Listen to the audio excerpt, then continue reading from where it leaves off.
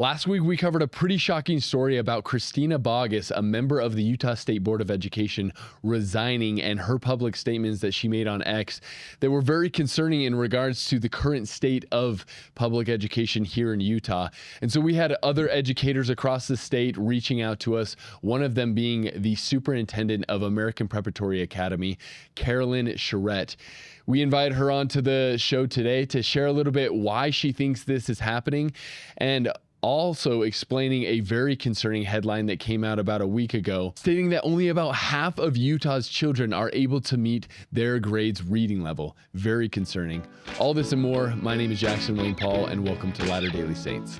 What power shall stay the heavens from pouring down knowledge from heaven upon the heads of the Latter-day Saints?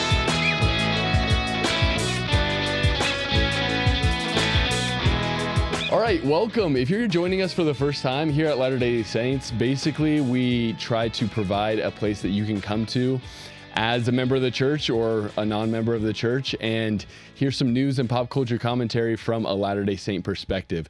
No one here, as of yet, claims to be an official representative of the Church of Jesus Christ of Latter-day Saints as a whole, but we like to share our perspective, having been members for, a long time now. But if you didn't see our episode last week, we covered a pretty wild story of a woman by the name of Christina Boggess, who resigned from the Utah State Board of Education in a very public manner on X. And in her resignation that she did, she kind of exposed a lot of the things that were going on behind the scenes that don't seem to be too good. And her last word of advice to parents was to get their kids out of the public education system in Utah. And so after that, we had a really amazing person, Carolyn Sheret, reach out to us, who has been involved in the education system basically a majority of her life. And so we invited her on to kind of share a little insights on an article that was pretty disturbing. But Carolyn, welcome to the studio. Thank you. I'm so happy to be here. So, Carolyn, for the people that don't know you, I don't know how public of a figure you are, but help us understand kind of your experience and what you do in the education space. Awesome. Yeah, I don't think I'm a public figure, which is kind of fun. That's kind of nice. I love what I do, and I first and foremost was a mom, right? I had 7 children in 9 years when I was young, and I was actually a nurse by my trade, by my training, by my education. And when my kids all got into school, I learned some things, and when all of them were in school, I learned some more things, and I got a little nervous about what was happening in the schools. What do you mean by things? Yeah, so what made you nervous? Well, I went to school in Michigan. I'm from Michigan, so okay. I'm back there, and kind of toward the east side of the country. And my husband and I both went to school in Michigan. And something I didn't know what it was called back then, but those schools were more classically oriented. We studied real literature. We read Pollyanna and Old Yeller and all the books. And we wrote a lot, did a lot of writing. And so when my kids started school, we were actually living in Michigan. And so everything was fine. And I thought, okay, yeah. We moved to Texas for 5 years. And it was fairly classically oriented there as well. Now that I know what I'm talking about and I can analyze the schools. And things were good. And we had our last 2 babies there. And my oldest was 9 when I had 7. So you can imagine there's quite a lot of little kid things going on in my life and moving through this education thing. Yeah. And we moved to Colorado for my husband's work. And I was like really disoriented from the very earliest of that experience. Because my kids went to school. My oldest 5 were in school. And I couldn't really understand what was happening within even a few weeks of the school year. I was looking for communications. I was looking for plans to know what the kids were studying. So if we wanted to read Charlotte's Web at home and they were reading it at school, that would be a classical approach. And that's kind of how I had done the things before. And now I wasn't getting any information back.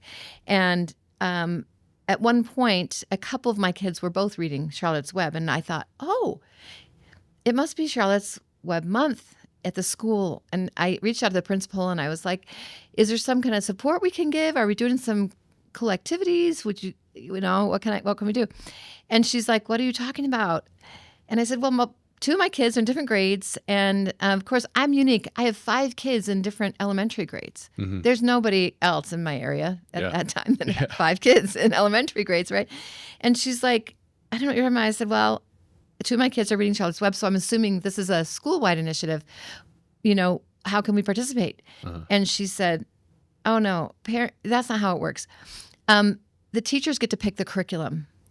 They just get to choose what their kids are going to read in their class."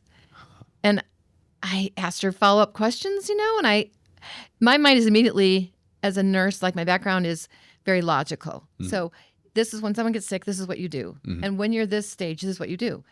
And so I'm imagining this chaos when she's like, "Well, no, they get to pick." I said, "Do you mean my children could read Charlotte's Web every year and they're never going to read Pollyanna?" And her response was just shocking, because it was like, "Yeah, I don't think anyone reads Pollyanna anymore." That was kind of her response, And I was shocked by it. And so I did a little more research into the new standards-based education, which it was kind of new-ish idea that state boards of education would pass standards per grade level. And standards are just things that describe other things. Like, students will be able to read and understand text at this level. Like, it's this kind of language. Yeah. It's not every 3rd grader will read a book that teaches these principles, like Charlotte's Web or others, right? And so my mind went to the worst place, which was, this is totally disorganized, and my kids could read one book 3 times and other books not at all. I better get involved, like, with my kids' education, because there's going to be holes. Yeah, I could see the holes that we're going to develop. And what year was this? 1995. Okay. So then what did you decide to do? Yeah. So that was back in the day. The newspaper still got delivered once a week to our house in a little local paper. And I saw an ad that said, "If you want to start a charter school, come to the library at 7:00 on Tuesday night." And I showed up at the library. I didn't know what a charter school was. I had never seen one before. And the internet wasn't really that it wasn't a thing yet. Okay. 95. And I didn't have a cell phone. So this is for perspective, like for people who are young, they don't get it. So I just got the newspaper and I just drove to the library and showed up. And there were 2 women there who were from New Jersey. And they had been raised in classical schools. And it was me and one other mom named Judy. Me and Judy showed up. And we loved what they said. They're like, "We found out we can start our own school. As parents, we can do this thing called a charter school, where you get to take the funding, the taxpayer education funding you get to take, and then you can start your own school using the curriculum you want." And we've picked this curriculum called the Core Knowledge Sequence by Hirsch. And I love the Core Knowledge Sequence. It has all those books I was talking about built right in. It's just beautiful.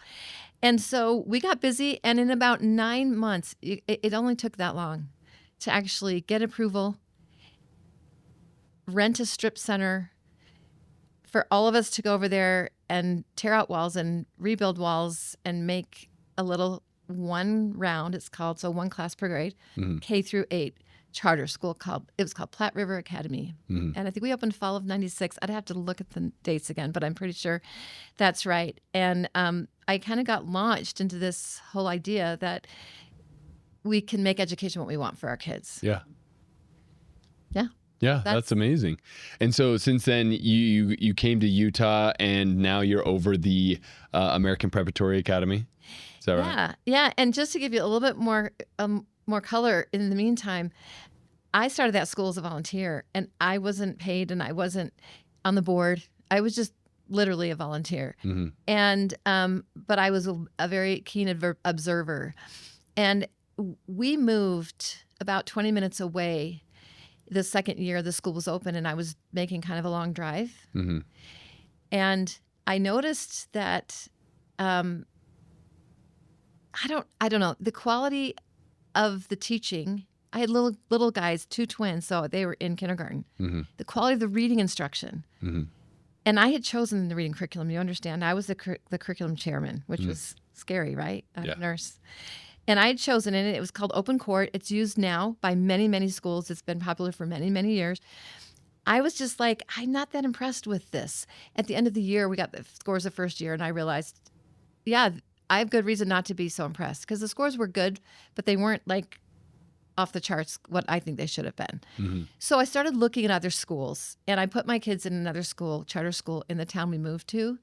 They did first grade there using Open Court. I had a similar experience. And I was pretty excited because by the end of that year, the newspapers were publishing all of the scores for all of the schools across the state. It was massive. I want you to picture. These are newspapers. They're massive newspapers, and you're scrolling through, you're highlighting, you're doing it the old-fashioned way. So I was able to do some data research, and I was able to find out there were the top 3 scoring schools in the state for reading, and I wanted to, and guess what? They were charter schools. Wow. And they were classical charter schools. And I knew we could be there, and we weren't there. And so I visited those schools. And when I visited one in Colorado Springs called Cheyenne Mountain Charter Academy, it's now called the Vanguard School. I mean, it was so impressive. I was so amazed. They had over 40% of their kids receiving free or reduced lunch, meaning this was not a high income area. Yeah. They had, they were a national blue ribbon school. That means that they had they had scores in the top 1% in the nation. Wow. And I was just blown away. Being a nurse, being background of looking at data, I was like, okay, these guys have figured it out. When I went to visit, I actually started crying in their lobby. I'm just watching the precision of this school, the enthusiasm. The kids were walking to these classes. First graders were going to class on their own. Second graders, they were going to these reading classes, okay? Because that's what I went to see. And they're all just breaking out into these little classes. They're super happy. And then the instruction was very interactive.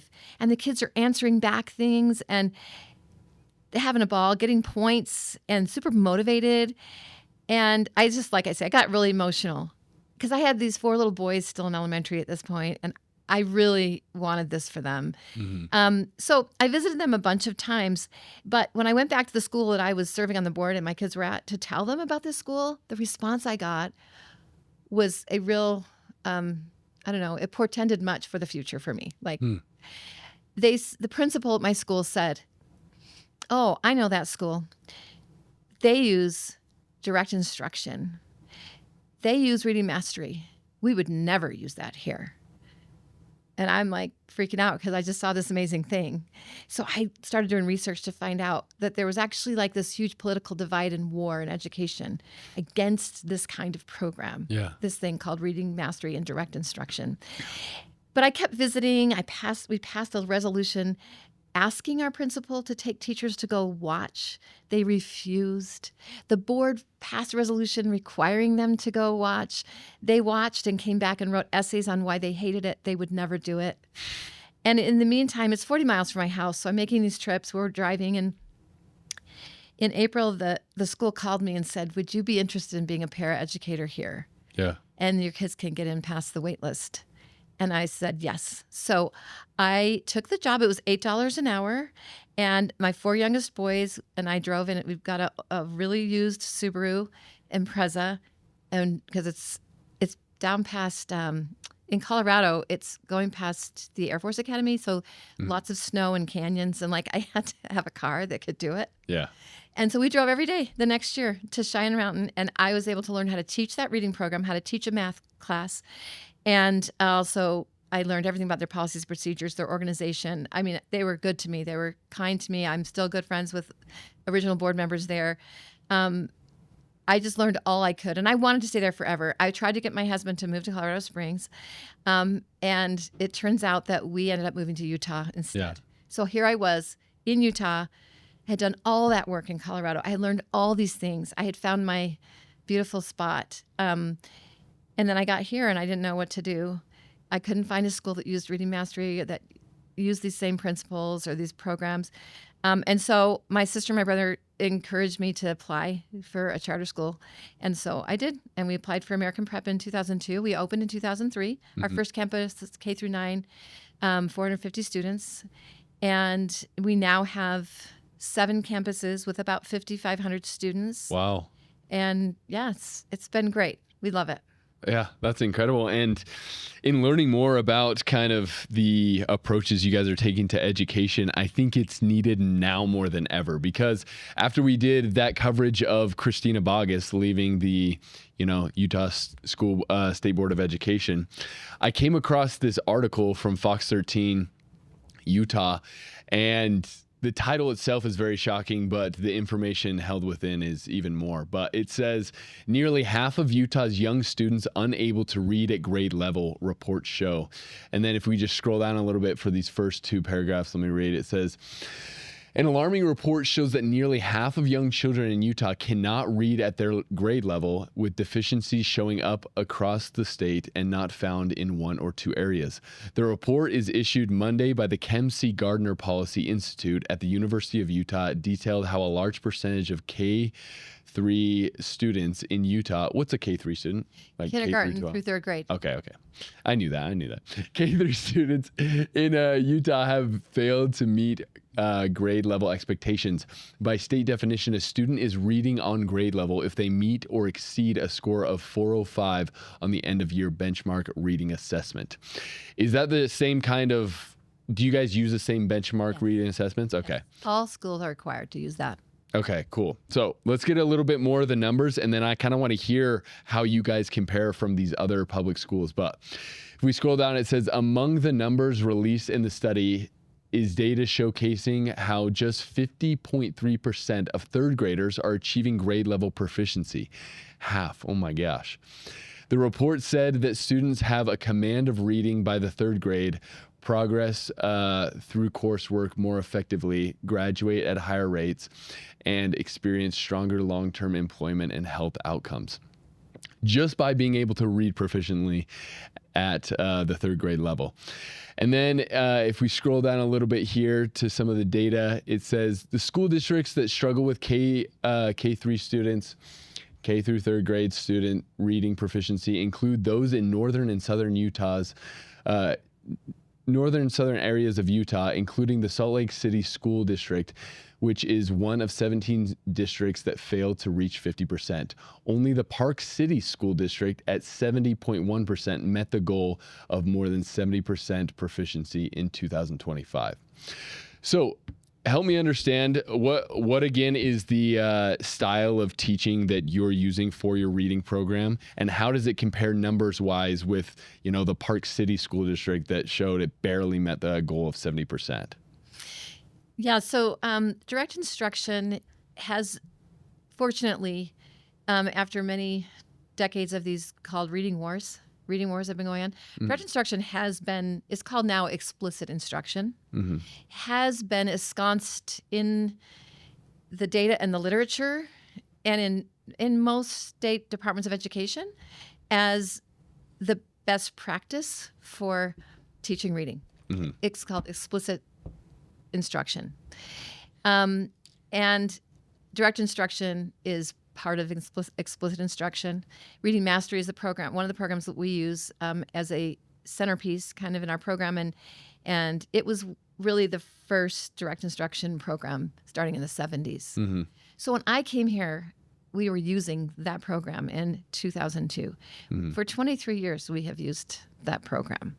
Now, we have other programs. We believe to teach every student to read, there's about 15 elements, different kind of curricular elements that we use to make sure that every one of them gets on track. So it's fairly complex, but I don't know how to say this. It's also simple.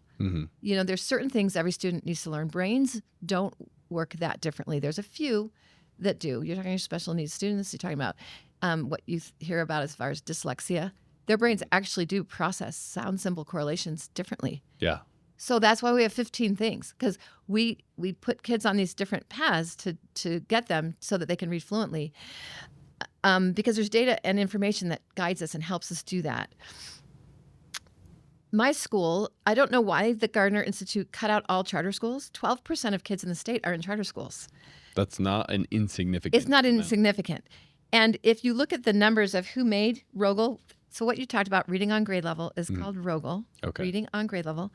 Third grade reading on grade level is where Senator Milner in 2022 passed SB 127, which is an important thing to remember. Like you'll hear SB 127. It was something so exciting to us when it passed because it was putting into statute the things we've been doing for years as best practice, saying, yeah, every child should be able to read by third grade at this level, and you need to take an assessment.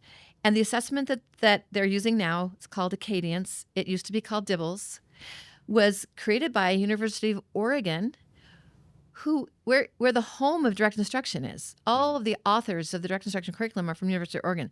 Along with creating that curriculum, they created a tool called Dibbles, the Dynamic Indicator of Basic Early Literacy, which has now been bought by a company, and it's called Acadience. But we have 23 years of data from that tool. And for many years, we ran dual reports for us using the University of Oregon standard for that tool, and reports for the state of Utah because they started asking us for this kind of data. And Utah set the standard lower than the University of Oregon. So you had to read less words per minute in every grade to meet the Utah standard than the U of O standard. And I was stubborn, and I wouldn't change. So all of our internal reporting, we had to do dual reporting because I didn't want to lose track of where we were actually performing on the U of O standard. Yeah. So we've kept double data all these years. But how exciting in 2022 to have SB 127 pass, telling all the schools and districts that you need to use this kind of science-based, they call it the science of reading curriculum. There are other ones besides Reading Mastery. There are other vendors out there they could pick from. And we went, off to the races. The State Office of Education decided to use Acadience as the reading on grade level measure. So if 70% of my kids scored above a 405 on the reading on the Acadience measure, then they were considered reading at grade level. So if you look at the scores from the from this last year, I don't have the first year. This was the second year we have the data. Okay. But I think it was very similar. If you look at the data, the top 10 schools on reading on grade level this year, districts, let's do districts. Park City is actually number 7. The rest are charter schools because the first 13 are all charter schools except for Park City. Really? Yes. Each charter school is its own district. So if you're looking at it like from a more precise angle, saying, let's look at every district, you would look at every charter school. Yeah. For some reason, the Gardner report, I haven't talked to them yet. I don't think it means anything. I'm not reading anything into it really today. I'm just saying, I don't know why. They just took out 12% of the kids in the state that are in charter schools and did not include them in that. Yeah. So Park City did achieve 70.1% of their kids. But our district achieved 74.8% of our kids. And we're number 4. So there are 3 charter schools that scored amazingly better than even us. What were their numbers from the top? So I'm going to tell you. So the first one was Bear River Charter School, which is over 90%. But there's only 22 third graders that they had to test. It's so tiny that I'm thinking that's what happened is they probably just pushed them no out. one lives in Bear River. Well, it's up in Bear River Charter School is in Logan. Oh, it's okay. Yeah, and they use direct instruction, by the way. They use actually Reading Mastery. Jefferson Academy, 82%. And they have 75 third graders. So that's a bigger number, but it's nothing like a district number, right? Yeah. A big district is a public district that's not a charter. Then Odyssey Charter School, I was super excited to see it got 79% with 65 students. And then us. The reason I was super excited to see Odyssey is because I was contracted to start their school. Oh, cool. I worked with them for 3 years when they opened. And then American Prep. We got about, I'll just say 75% of our kids at the benchmark, but we had 470 third graders. Wow. We are bigger than, I think, looks like maybe a 20% bigger than Park City District. So Kem Gardner reported on Park City District, but they didn't report on my district. And so we're at 75% with 470 third graders. And remarkably, 28% of our third graders are ELL kids. They're learning English. And so to us, we're not looking like we didn't pick and choose all of easy kids, right? We have schools in West Valley. We have kids in Draper. We have kids in Cedar City. So I'm just a data nerd, and I'm really excited to be able to share with you like this data, but that's probably not the most exciting part. No, this is very exciting. Sure, right? Yeah. Well, here's the thing about it, Carolyn, is this is not something that only is to be concerned with kids' temporal success here in the world, getting a good career and job and being successful as someone just in this world, in this game of Monopoly, if you will. But if you zoom out on a grander scale of someone's eternal progression, like if you think about something that is very central to gaining a relationship with God and, walking with God in this life, it's being able to study his word, being able to search the scriptures and understand these things. And if one can develop a literacy rate early on in life, 100% they're going to have a better chance of being able to understand the scriptures and the divine works that God has caused to be written through his prophets. And there's an awesome verse that kind of puts this in perspective for me in Doctrine and Covenants, section 130. Starting in verse 18, it says, "Whatever principle of intelligence we attain unto in this life, it will rise with us in the resurrection. And if a person gains more knowledge and intelligence in this life through his diligence and obedience than another, he will have so much the advantage in the world to come." And so I strongly believe that if we're doing kids a disservice by not giving them the tools necessary to be able to develop this literacy, then it's going to have spiritual ramifications. I can't see how you could divorce the two. And so I think this greatly matters. My question to you is, one thing that was pretty disturbing about the things that Christina Bogus was saying in her kind of little public resignation explanation is that it doesn't seem as though that the school system, at least the public school system, is more concerned with increasing the amount of literacy of kids, increasing the amount of good instruction, and more concerned with kind of more pushing doctrines and narratives that are deemed as inclusive or gender ideologies and stuff like that. Help me understand from your perspective, why is this literacy rate dropping, and what are you doing specifically in your school besides just the curriculum, but to focus on learning and not on indoctrinating kids into some woke ideology? Yeah, well, I'm old enough. Thank you for the question. I'm old enough to remember a time when we all really agreed that teaching kids to read is the gold standard of education. That's what we're doing. That's the most important thing we do. If we fail to do that, nothing else makes up for it. Yeah. Nothing else compensates. And I don't think that's the case now. I think that a lot of political ideologies have entered into school districts and have just, I guess, watered down that one thing. And I just refuse to go there. It's like, no, we can talk about all those other things in another like day, in another environment. But when you're talking about elementary school for K through 3, we're talking about teaching kids to read. Now, and do math. It's very important. And you talked about spiritual a second ago. And I just want to interject something that's, I think, a real damaging thing to kids at this grade. When adults choose to use ineffective programs to teach kids to read, the people that pay the price are the children. 100% they pay the price. And I'm not talking about later to get a job or in the next life because they didn't attain the intelligence. I'm not going there. I'm saying, what about right now? What is the damage? The damage is to that child's spirit, to their soul, to their. You see the anxiety, the depression, you see the youth, the challenge they're having. When you don't succeed in those early years and the adults refuse to take responsibility, they're saying it's your fault. Do you see what I'm talking about? Someone has to take responsibility for the failure. If kids were learning to read at higher levels before and they're learning to read at lower levels now, whose fault is it? I'm going to ask you the question. Mm-hmm. I mean, it would likely be those that are in charge. At least it's the adults, right? Providing the material. The adults. Can we agree it's the adults? And let's talk about parents and teachers. Yes. Okay.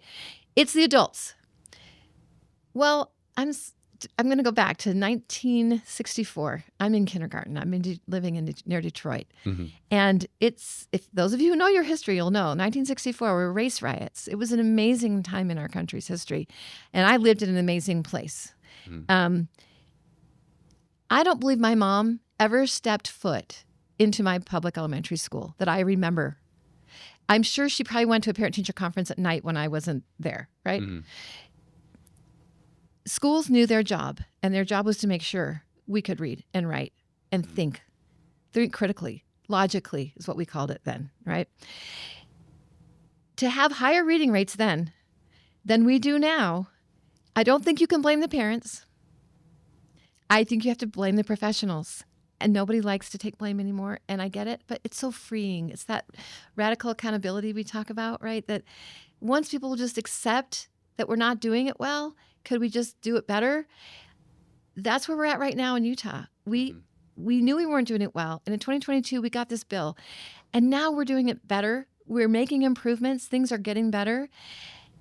But what happens to the kids when the adults fail to teach them something and won't take accountability? The blame shifts to the kids. The kids think, something's wrong with me. I must be stupid. I hate school. I'm too anxious to go to school.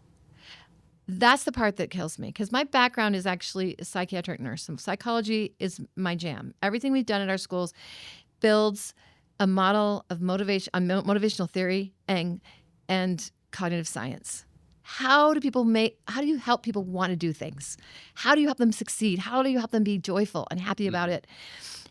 That is all what a school should be. And I believe used to be when I was there as a child. And now there's all these other things. So coming around long way to what you mentioned, there are all these other things. And the more we can focus on the basic things, which kids need to learn to read, they need to be successful and joyful in their reading. And when we fall short, adults need to be really careful not to push even the implied blame on a 5-year-old. It's just not okay. Mm-hmm. We can teach every 5-year-old how to read successfully with very few exceptions of disabled students. We ought to be doing it. Yeah, no. And there's many times in passages of scripture that you see the sins, the incorrect traditions of the fathers greatly negatively impact the next generations and stuff like that. And I can totally see this is falling in that category. I'm curious to hear your take. Do you feel that in your experience, I know that you guys are kind of on maybe more of an island in terms of like the curriculum you guys choose to promote in your schools and stuff like that.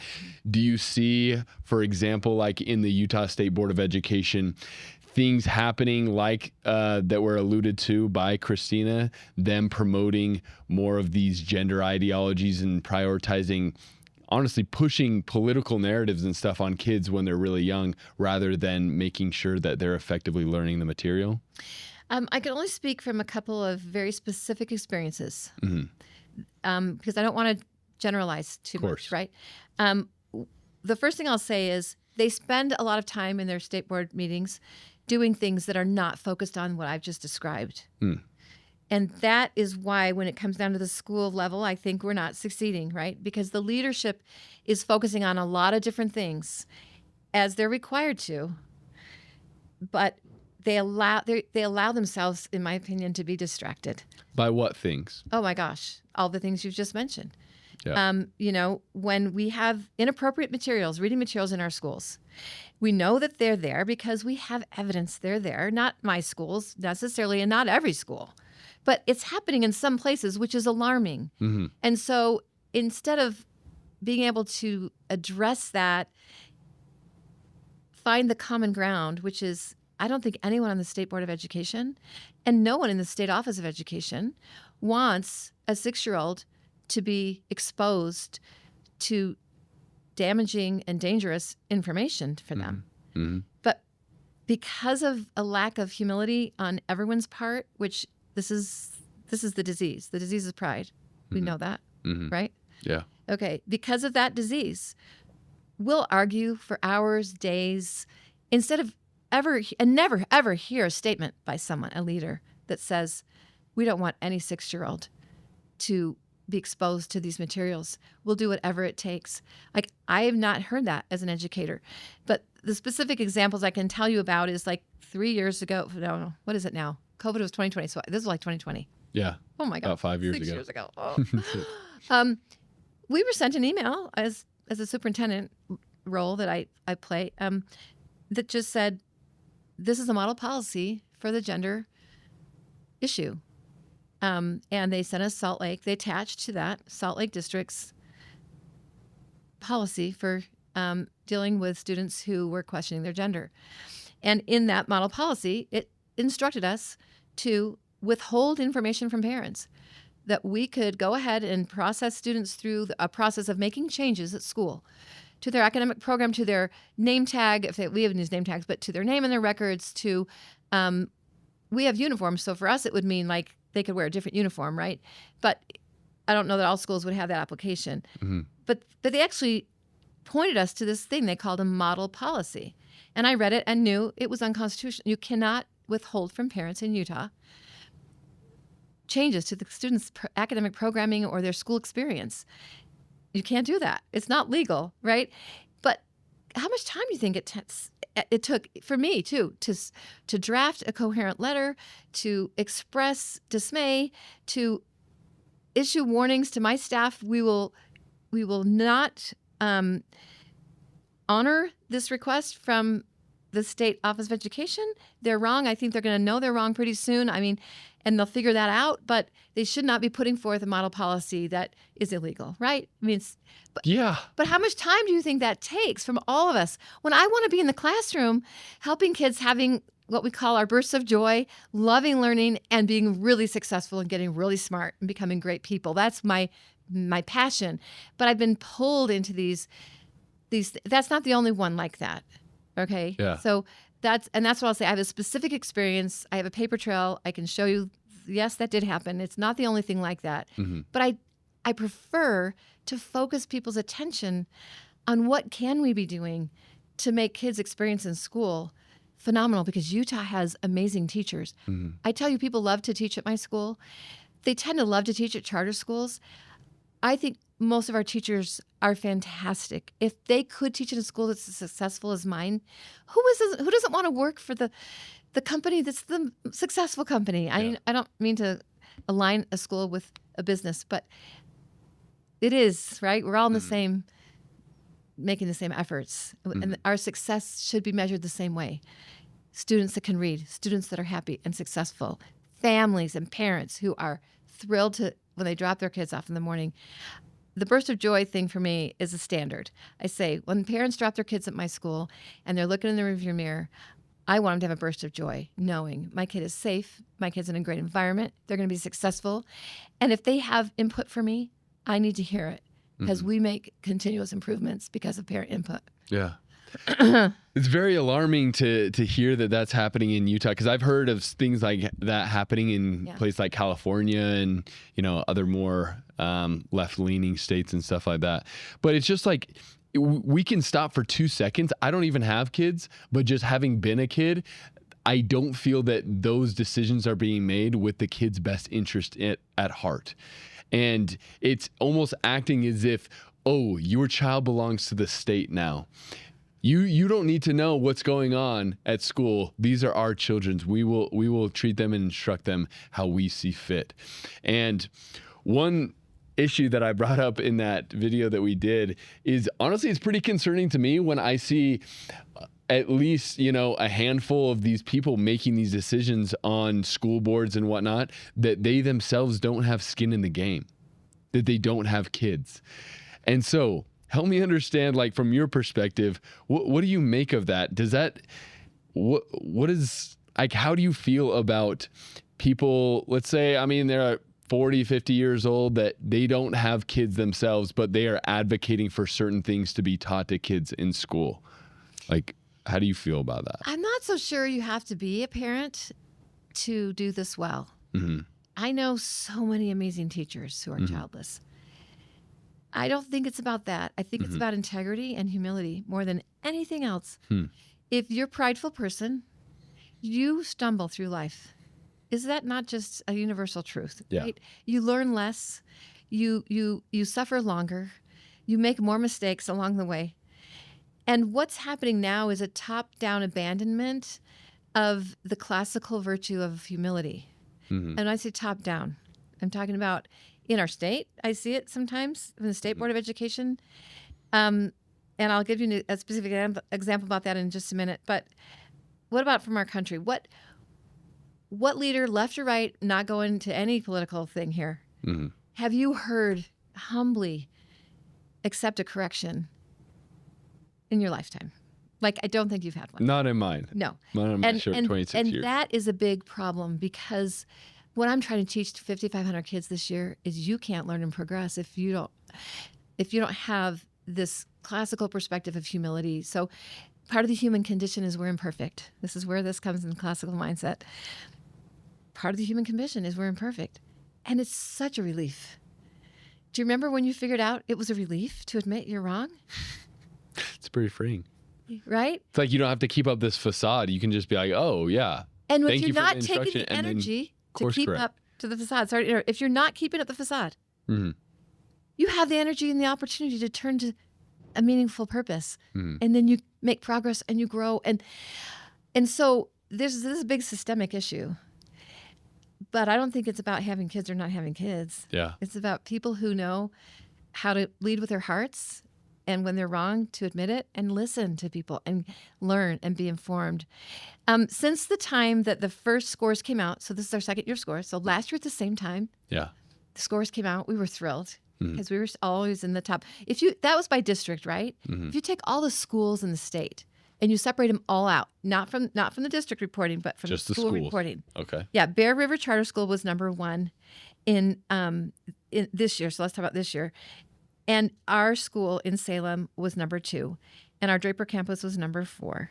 Wow. And our other Draper campus was number 12. And very excitingly, our West Valley campus was number 13. West Valley campus with 40% of kids who don't speak English. It's our school for new Americans. We've attracted refugees and immigrants from all over the world, and we're teaching them successfully.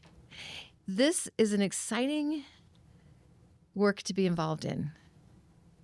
And we were so excited to see, after 22 years, we're using science of reading curriculum.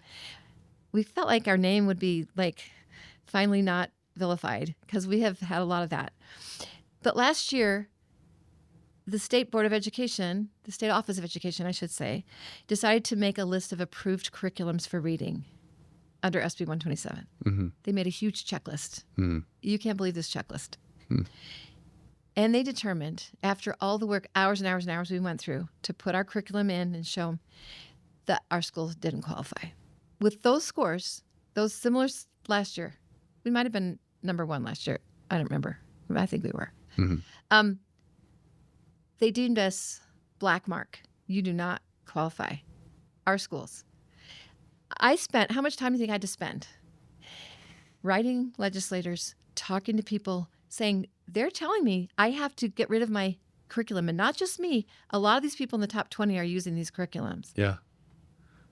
They would not back down until I don't know, I'm not me, but I talked to enough people that someone made a decision. Okay, fine. You don't have to get rid of your curriculum, but you're going to go on the list with a black mark and not a green check, which is fine. That's fine. I don't mind. Yeah, we'll still be at the top. I don't care. We'll be near the But top. I wasn't going to give it up. I'm not going to give it up. Yeah. I had to hold on. But guess what happened to a lot of the other charter schools and other public schools who were using good They curriculum? conformed? They did. And those kids aren't getting that great instruction. And I'm so sad about that. I feel so sad. I mean, I knew well enough I didn't have to roll over, because if I stuck with it long enough and told enough people, somebody good-hearted person who has enough power would be like, let's leave them alone. They're the people you should be going to find out, how do we improve reading in the state? Yeah. But the pride piece, this is what I'm coming around to. There's just this pride piece that no, we cannot accept that these schools are doing better than our district schools. And whenever you have that as the part of the component, kids are going to suffer because the adults get in the way. And I'm seeing that in Utah over and over. Kids are suffering because adults' egos are in the way. We can't seem to get the adult egos out of the way. Even when the kids are suffering, even when you see these numbers, it's still not enough to get them to stop persecuting excellence. I mean, it's sad. It's sad, but it's true. From my perspective. shall I say. Yeah. And you have a lot of experience, but this is a classic example in my mind of referencing an Isaiah verse of calling good evil and evil good. Because at the end of the day, why wouldn't the priority be seeing a good result of learning being achieved in the schools? And then they try to learn from those curriculums, make them more available to other schools that aren't doing as well, and enforce things that are ultimately going to educate our kids and bring them to a higher place, instead of trying to tear down those at the top so that everyone's at a equal but mediocre level. Mm-hmm. Yeah. One of the insane. purposes of charter schools that I just brought, because I want to quote it exactly, is to establish new educational models. And I'm looking at another one too, something like continue to improve student learning, encourage the use of different and innovative teaching methods, increasing the choice of learning opportunities, right, for families and parents, and then establish new educational models and new forms of accountability.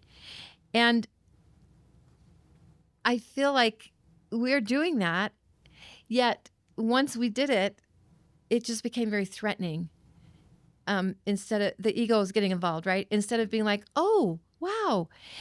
But when you say calling evil good and good evil, I also want to point out that it's important not to call teachers evil. Yes. Right? Because it isn't all teachers. Mm-hmm. In fact, most teachers, like I said, would love to be nothing more than just to be successful, be able to focus on teaching and not be distracted by all these other things. Yeah. And so it's just being willing to forge forward. And I don't know about to respond to what Christina said. It's her experience, right? Mm-hmm. Do I think every public school is a danger? I don't. Mm-hmm. Do I think every classroom is a danger? Of course not. I don't. But it's a lot more work right now for parents to have to figure out if their kid's in a good place. So my hope is that we can do what's best for kids. Just do what's best for kids. Yeah. Yeah. Wow. Well, thank you so much for coming on and sharing these very important statistics and this information, because I feel like nowadays people are seeing these things happening across the state of Utah and across the country and thinking, well, I mean, I can barely afford to live in this house. How am I going to now homeschool my children or put them in a place that I feel confident that they're actually getting a good education without, having to shell out, thousands and thousands of dollars a month? And so I appreciate you coming on. I would want to leave it to you to kind of share your last words of how this effort of educating kids plays into your faith and in your belief in the restored gospel of Jesus Christ. I have just felt so blessed. I never thought I'd be an educator, honestly. I went to BYU. I majored in nursing because I thought it was a good, serious, hard, challenging thing. And I kind of actually mocked my roommates who were elementary education majors. And so I am this most surprised person in the room to find out this is where I spent 25 years of my life. And I love it so much, because when you do good things for children, you bless so many lives. You can't see even the reach, the extent of the reach that you do. Mm-hmm. And so I found it to be extremely fulfilling, but also comforting to keep in the front of my mind this idea: we have to consider the children. Consider the children is the scriptural way of looking at it, right? Mm-hmm. When I talk about doing what's best for kids, it's about considering the children. Our hearts soften when we do that. We lose our pride. We're able to do whatever is needed to serve and to minister. And I think we could all get a good course correction if we could just focus on that. And I've been blessed to do that. And yes, I've been punished for doing it. It's true. There's been a lot. And some people listening to this will know what some of that has been. But it's okay. It's worth it. And I just know we'll get more people and more people with good hearts wanting to consider the children first in Utah, because we have the best people here, the best families, the best parents. So it'll happen. No, I believe it. That's awesome. Well, you're doing great work, and I understand that you're beginning a platform, a YouTube channel to be able to help people. Help me understand the goal and the mission of your efforts with that. I've done it. I've done a few different kinds of things, and right now I'm gonna launch a podcast. Like I say, we've done a few, and we've been doing videos. We've been talking to our parents in certain ways at APA that we think is growing naturally and expanding into a bigger audience. People who want to hear more, not just our parents, but people who want to hear more about what's best for kids and what does that look like. And so we'll have our podcast at Best for Kids with Carolyn. We personalized it to me because I want people to know this is just me talking. I don't have any authority from anyone except just me. But at Best for Kids with Carolyn, we'll have podcasts that talk about these kinds of issues and like issues that just touch children in every way. Mental illness is a really strong interest of mine. And so we'll talk about health and wellness and education and at what's best for kids with children with Carolyn. Sorry, that's it. I don't know how to say it yet. Okay, awesome. Thanks. Well, thank you so much for coming on, and I hope you found value in hearing a bit of her experience and seeing the raw data of what's coming out of schools. And I invite you to prayerfully think about, what to do with all of this information, because like I said, I think this is not only going to have a temporal effect on their life right now and, going into a career in the future, but it will hamper spiritual progression, I believe, if they're unable to fully, read the scriptures and everything that entails, have the confidence to be able to express themselves because they're able to have this literacy rate. And so God bless you. Thanks for being here. And remember, until next time, if you're not looking at the world through a gospel lens, you're only getting half the story. God bless you.